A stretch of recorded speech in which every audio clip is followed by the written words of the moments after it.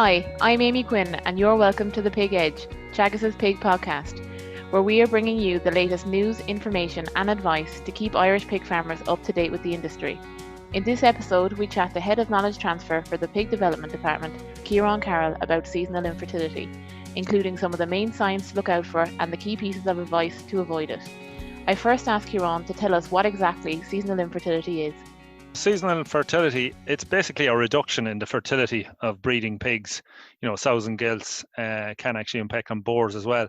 It occurs at a particular time of the year and usually around summer, late summer, early autumn time. And it's caused basically by a combination of effects on decreasing day length at that time of the year and higher environmental temperatures. Something that we've noticed when we look at our own Teagasc EPM data, we've noticed that there's been a reduction in the number of farrowings in the October to December, January period over time.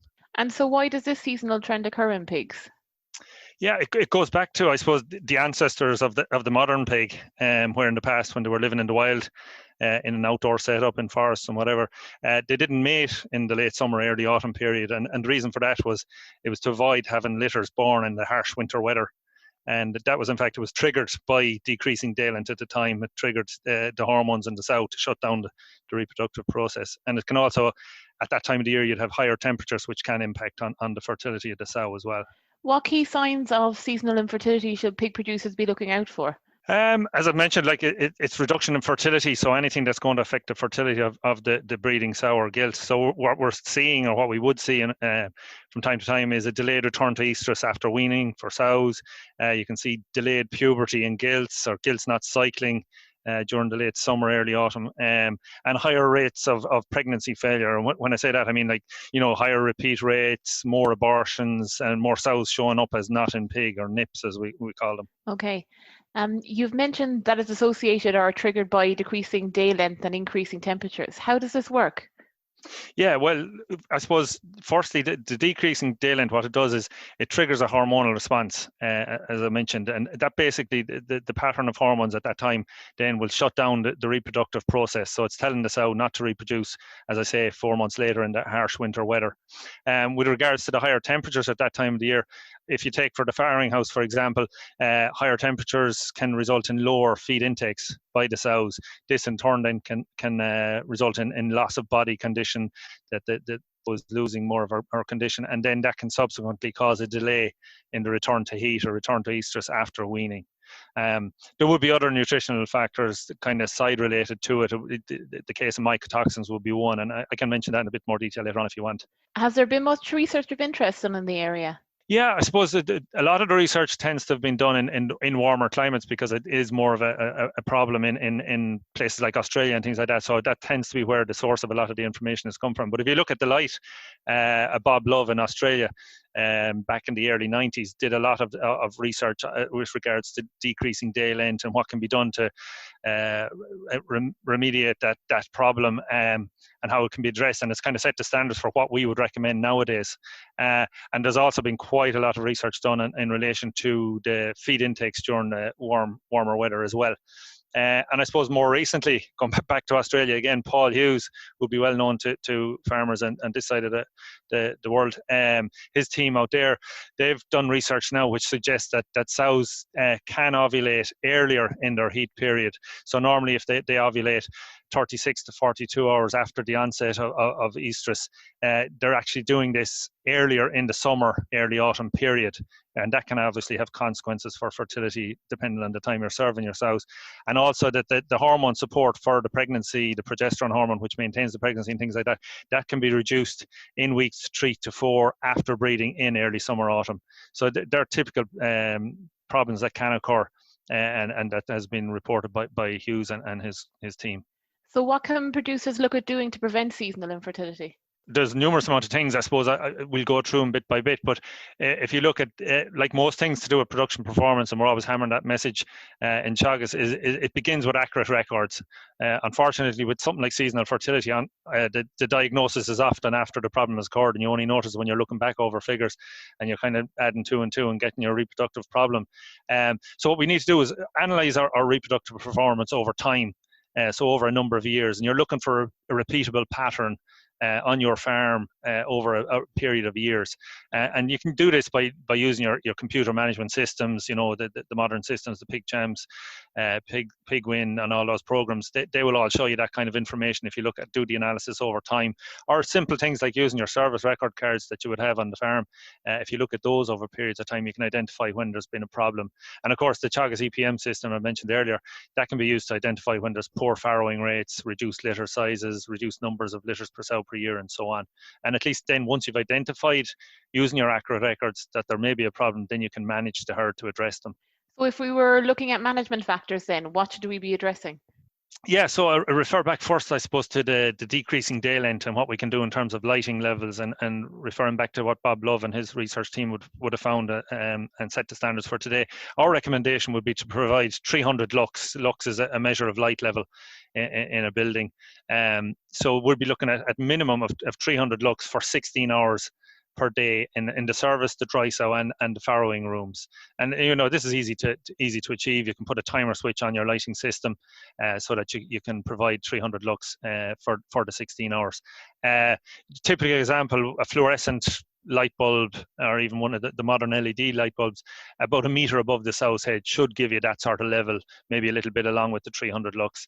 I know I did some measurements on a farm last year, and there was a double fluorescent light about 1.5 meters above the sows in the service house, and that was given 600 lux on the light meter. So it's easy to check, and it's easy to make sure that you're doing this. You can contact your Teagasc advisor. They all have light meters, so it'd be worth contacting them if you want to get your lighting levels checked in the different houses you have.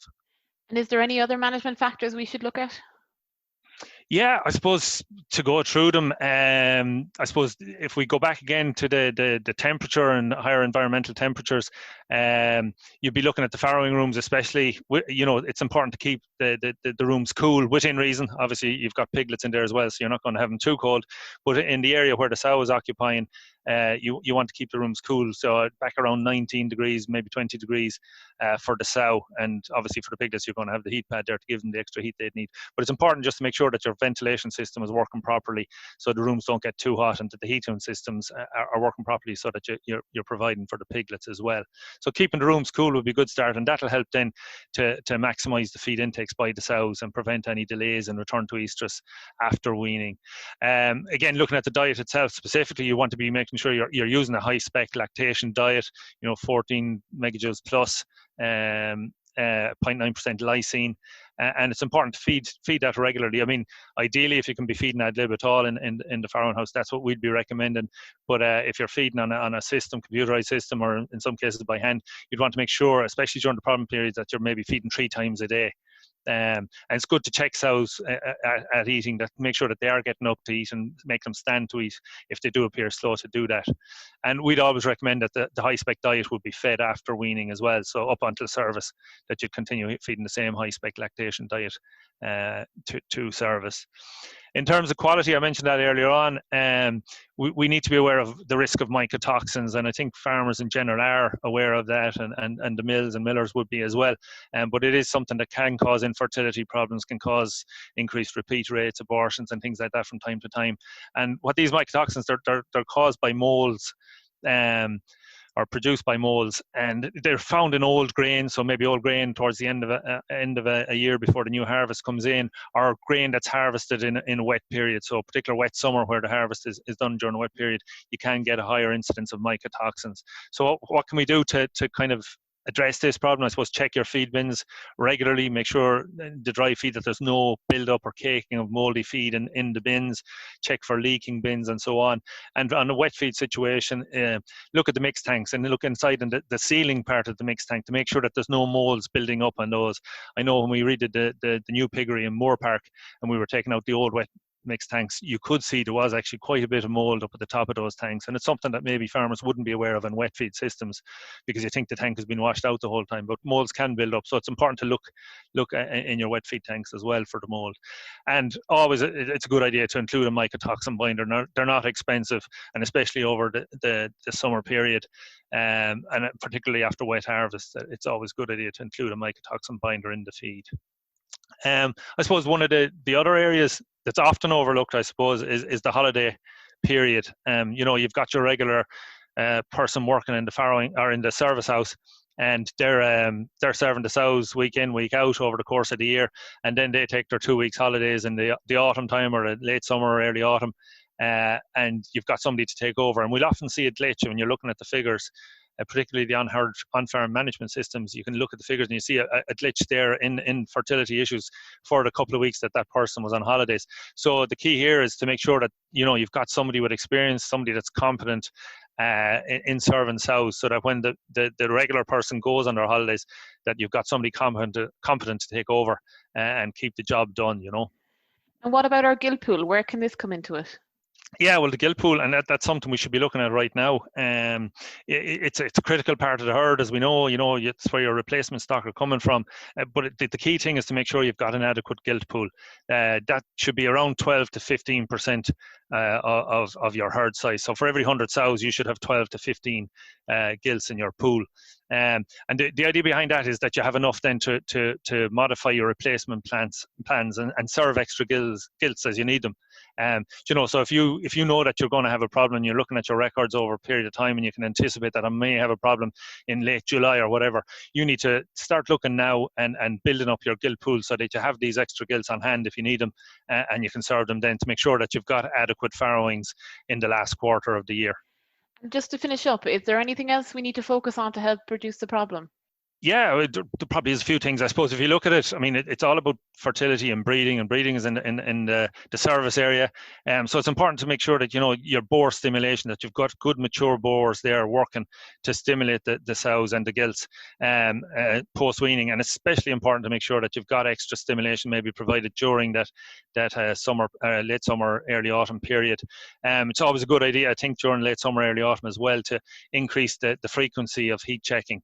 Maybe we'd normally do it maybe once a day, but I think it's definitely worth doing twice a day during that period.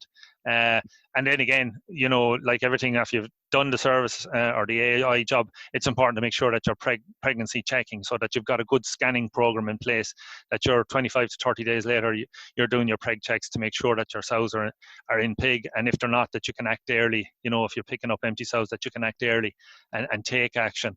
And I suppose, finally, if you go back to the Paul Hughes research that I was mentioning earlier about heat occurring, or ovulation, I should say, occurring earlier in the heat period, it's definitely worth serving the sows on first heat after weaning and making sure you get that service in, especially if they are going to be ovulating early. So serve them straight away, and then 24 hours later with your second service should cover you in the event that they do ovulate earlier.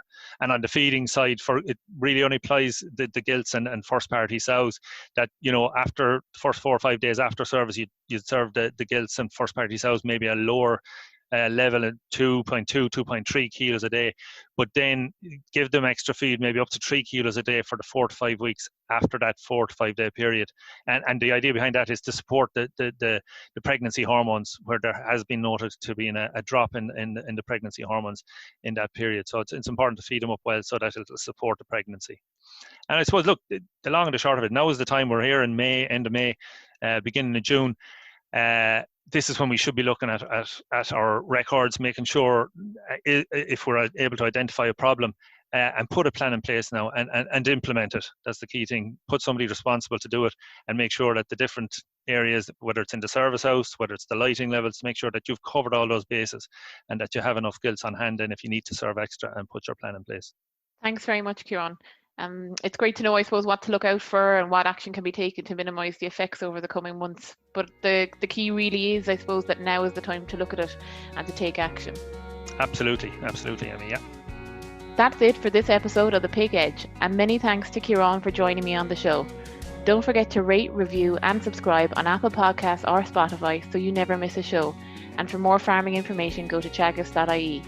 I'm Amy Quinn, thanks for listening, and join me next time on The Pig Edge for more updates, news and advice.